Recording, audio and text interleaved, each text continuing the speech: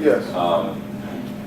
We thank you for the opportunity to allow us to propose for the solicitor position, and the proposal was submitted by my partner, Tim Tanner.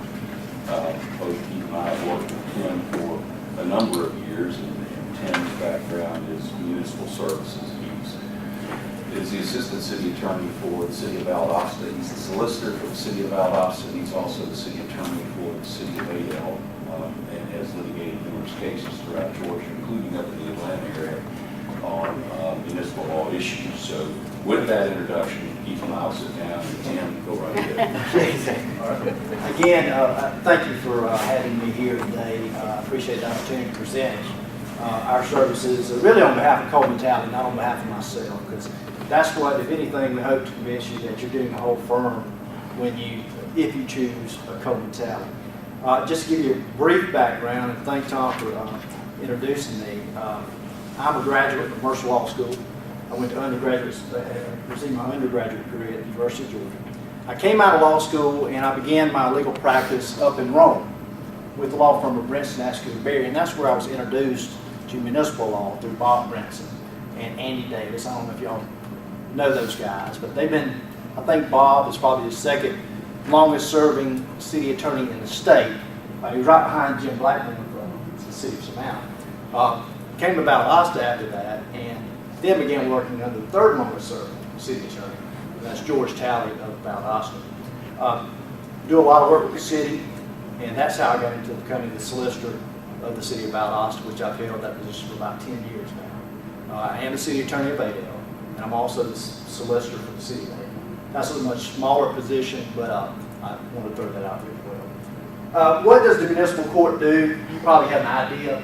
We put together a short presentation, but this gives you the background of some of our clients that we represent. Now, you'll see a lot of these clients, and you'll say, well, that's a South Georgia-based firm, but keep in mind, we've represented entities, and I've represented entities such as GERMA, the Georgia Interlocal Risk Management Agency. I've represented, of course, the city of Rome, which I've told you about, but numerous municipalities throughout the state. The city, I'm trying to think right now, Thomas, Riverdale, numerous municipalities throughout the state, and counties as well. In addition to just presenting for municipal solicitor services, you can see some of our expertise in the bottom paragraph there. We've been involved in numerous things. One of the hot button issues right now is, of course, I don't know if it's applicable to DeKalb County, but it's loss negotiation. We're involved in that. I'm currently hired by the city of Nashville, and we're going to trial in a couple of weeks on that. So that's a hot button issue. But getting back to what we're here about today, I know you want to talk about just the solicitor services that we offer. I think it's helpful to kind of understand what do we prosecute in municipal court. And a lot of people have the idea, well, that's the people's court. It really isn't, because keep in mind, the jurisdiction of municipal court is the same as state court. The only difference is there's not a jury impounded in municipal court, but it's concurrent jurisdiction. There's a few exceptions.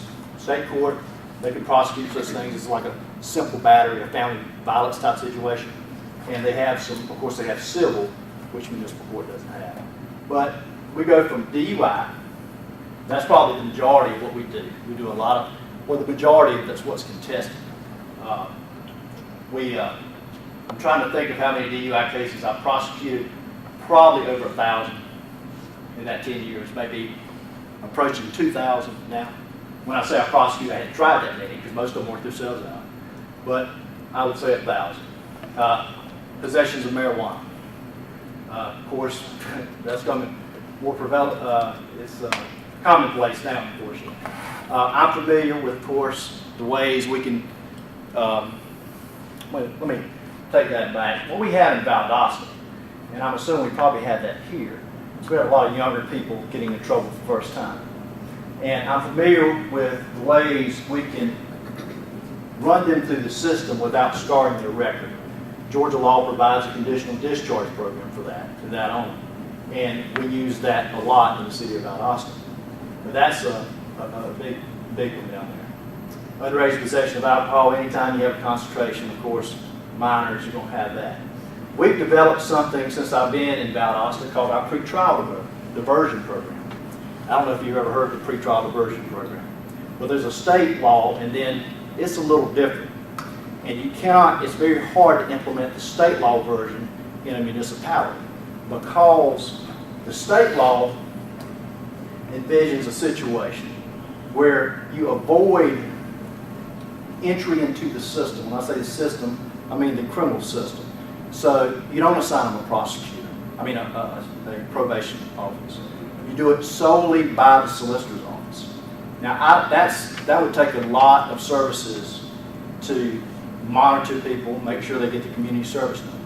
So what we've done is created our own pretrial program in Valdosta, and we actually run them through the probation, our privately hired probation company, Simple. And it's worked really well. We probably run 100 a month through that, through underage possession. Sorry to interrupt you, the probation fees are paid by the offender and there's no cost to the city at all? No cost to the city. It's approximately $40 a month. That's a supervision fee. And what we do, if they violate the terms, it does act like the state law version. They come back, we revocate their pretrial diversion status, and then it goes in as a guilty for underage possession. Does any other jurisdiction, municipal jurisdiction have that? There are some that have that. Does that end up keeping, I'm sorry to temper. No. Does that keep some of the defendants from binding over state court if that you have your own Yes. pretrial diversion and you Yes. get revenue for those? Yes. We have a good retention rate in the courts that I've been in. In fact, the primary reason I was hired at ADL was that exact problem. And they had a problem where they didn't want their cops, their police officers to testify in state court while they're paying the time, but all the money's going to the Y'all familiar with that, all that is, binding over? Because if you have a case in Brookhaven and you get a bunch of attorneys, you get your defense attorney saying, hey, we can't get any good deals for our clients in Brookhaven, we're going to bind them all over to state court. All those ticket revenue goes into state court, and then your officers are going to have to go take time off and go testify in state court in DeKalb County. So you're losing revenue and you're losing time from your officers because you've got a situation where nobody wants to stay in Brookhaven City Court because they're not getting a fair shake or not, So the pretrial diversion it's rare. prevents that from It helps. occurring? If I'm as a defense attorney, if I know the city has a reasonable prosecutor and they have their own pretrial diversion program with probation, I'm much more apt to try to work out something in that city rather than trying to, a lot of times you automatically go to state court depending on what jurisdiction, but if they have things like that, it's a good incentive. Exactly. I had an attorney from DeKalb County call me a week ago. This very same. He had already filed a motion to transfer to state court. But he called me and he said, and we were playing phone tag, and he filed it before I called him back, but he withdrew his demand because we had that program in the city. And I think it's a shock to the defense. So it applies to all misdemeanor things, or? What you need to do is draft the ordinance to make it apply. You can always apply it to your ordinance violations because it's a city ordinance. But we apply it to shoplifting, which is a state offense as well. And of course, your probation always gets monitored and audited by the state, and we have no complaints about it. And again, it works. It's worked wonderfully well where I've used it. But again, here are some of the things, and this is kind of the criminal portion of municipal court. Interference crimes. Do you have a current interference ordinance on the books? Have y'all had a time to draft that? I don't know. We might. Very important to draft that because they'll take obstruction, Running from the police. Exactly. And you can do that, keep the money locally, and also it keeps this one offense keeps your officers happy. Why do I say that? Because it's harder for an officer in Brookhaven to get an answer out of a solicitor in the state court of DeKalb County. But it's easier for him to call his local solicitor and say, listen, this guy cussed me out, he ran from me, he pushed me not hard enough to be a felony, but I want you to prosecute this guy. Do not let this one slip through the cracks. And it's easier in that contact between the local solicitor, the Brookhaven solicitor, and the Brookhaven officer. It's just easier than him having to call DeKalb County. Now, I've litigated in DeKalb County, and Mary David, you had too, so we both kind of know what goes on. traffic violations, suspended license, all the way down to seat belts, running. I've already. Go to a couple more. Okay. I'm sorry. Well, let me get back. I talked too much. I apologize. This is the other component that's often overlooked in municipal court.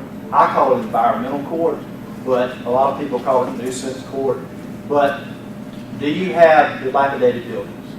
Do you have in the city, and you want to get rid of those? Well, easier said than done. It's an involved process, and we have probably, through my office, I would estimate at least 50 structures that come down with Valdosta 8L. And I did bring you, the copies of the orders here that you have to go through. But it's an involved process.